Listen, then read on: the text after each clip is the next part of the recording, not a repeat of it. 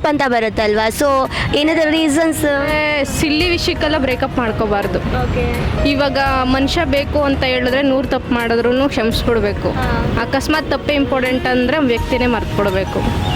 So ನಾವು ಇಷ್ಟಪಟ್ಟಿದ್ದೀವಿ ಅಂತ struggle ಮಾಡ್ತಾ ಲವ್ ಮಾಡ್ತಾ ಸೆಟಲ್ ಆಗಬೇಕು. ರಿಚ್ ಪೀಪಲ್ನ ಮದುವೆ ಆದರೆ ಅವರು ಆಲ್ರೆಡಿ ರಿಚ್ ಆಗಿಬಿಟ್ಟಿರ್ತಾರೆ, ನಮ್ಗೆ ಅದ್ರ ವ್ಯಾಲ್ಯೂ ಗೊತ್ತಿರಲ್ಲ.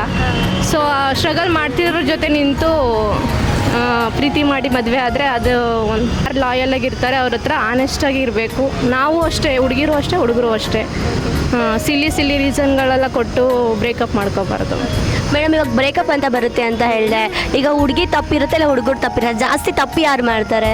ತಪ್ಪು ಯಾರು ಮಾಡ್ತಾರೆ ಅನ್ನೋದಕ್ಕಿಂತ ಇಂಪಾರ್ಟೆಂಟ್ ಇವಾಗ ನಮಗೆ ನೀವು ಮತ್ತೆ ಮಿಸ್ಯೂಸ್ ಮಾಡ್ಕೋಬಾರ್ದು ಅಷ್ಟೇ. ಇವಾಗ ಯಾರೇ ಆದ್ರೂ ನಾವು ಅರೇಂಜ್ ಮ್ಯಾರೇಜ್ ಆದರೂ ಅಷ್ಟೇ, ಲವ್ ಮ್ಯಾರೇಜು ಅಷ್ಟೇ, ಅಡ್ಜಸ್ಟ್ಮೆಂಟ್ ಅಂತ ಇದ್ದೇ ಇರುತ್ತಲ್ವಾ. ಸೊ ಯಾರನ್ನ ಮದುವೆ ಆದ್ರೂ ಅಡ್ಜಸ್ಟ್ಮೆಂಟ್ ಆಗಲೇಬೇಕು. ಸೊ ನಾವು ಇಷ್ಟಪಟ್ಟವ್ರ ಜೊತೆ ಇವಾಗ ಆಲ್ಮೋಸ್ಟ್ ಒಂದು 90% ಗೊತ್ತಿರುತ್ತೆ ನಮ್ಗೆ ಇಷ್ಟಪಟ್ಟವ್ರ ಬಗ್ಗೆ, ನೆಗೆಟಿವ್ ಪಾಸಿಟಿವು. ಈಗ ಅರೇಂಜ್ ಮ್ಯಾರೇಜ್ ಆದರೆ ಸಡನ್ನಾಗಿ ಗೊತ್ತಾಗಲ್ಲ. ಸೊ ಏನೇ ತಪ್ಪು ಮಾಡಿದ್ರು ಜೊತೆಗೆ ನಿಲ್ಲಬೇಕು ಲಾಯಲಾಗಿ, ಬಿಟ್ಕೊಡ್ಬಾರ್ದು ಯಾವುದೇ ಕಾರಣಕ್ಕೂ, ಹುಡುಗ ಆಗಲಿ ಹುಡುಗಿ ಆಗಲಿ.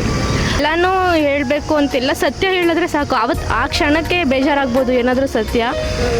ಅಂದರೆ ನಾವೊಂದು ರಿಲೇಷನ್ಶಿಪ್ಪಲ್ಲಿ ಇದ್ದೀವಿ ಅಂದರೆ ಇನ್ನೊಂದು ಹುಡುಗಿ ಜೊತೆ ಆಗಲಿ ಹುಡುಗನ ಜೊತೆ ಆಗಲಿ ಫ್ಲರ್ಟ್ ಮಾಡಬಾರ್ದು. ಅದು ತುಂಬ ಪೇನ್ ಆಗುತ್ತೆ.